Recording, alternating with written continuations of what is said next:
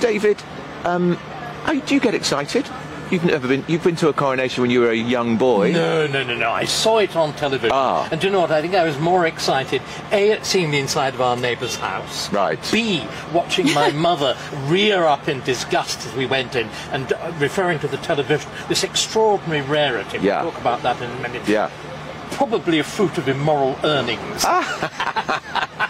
And this extraordinary television. They were tiny little things, 11 or 14-inch square screens that were made to look like a cocktail cabinet.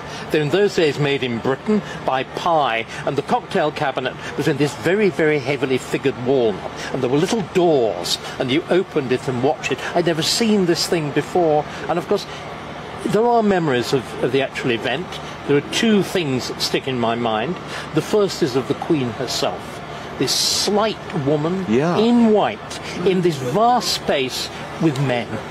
Completely surrounded by men and alone. It was an extraordinary sight. She did look lonely almost, I would say. She looked completely lonely.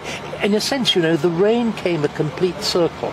It was the same image of the loneliness of her after the death of her husband, after Philip's death, when she was alone, not obviously in the Abbey, but alone at St. George's. And then the happier image is this sort of strange flickering thing called television. Remember, we forget this. The 50s were a period of extraordinary optimism.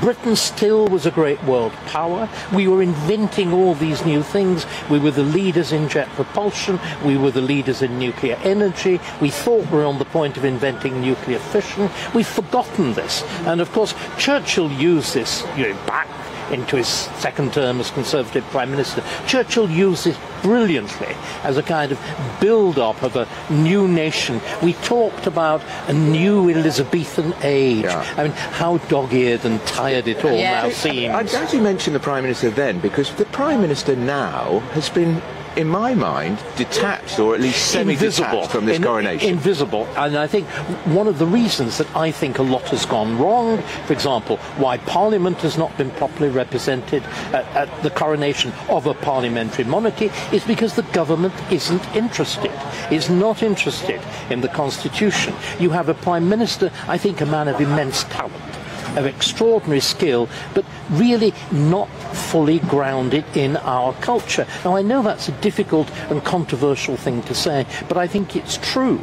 And again, this coronation is going to highlight far too much, I think, our differences rather than what unites us. What do you mean by that? Do you mean in terms of religion? In terms of religion, I mean, there's going to be an extraordinary moment. Have you read the service? Funnily enough, no. Right. Not every word. But it's worth looking at it. There's going to be this extraordinary moment when everybody is invited to say the Lord's Prayer in their own language. It's going to be rebuilding the Tower of Babel. It takes an Archbishop of Canterbury called Welby to rebuild the Tower of Babel. It's an extraordinary thought. Because English is the universal language. English is the universal language. And again, there is this profound problem now, I think, everywhere in the text of the coronation service where you'd expect nation, it's plural.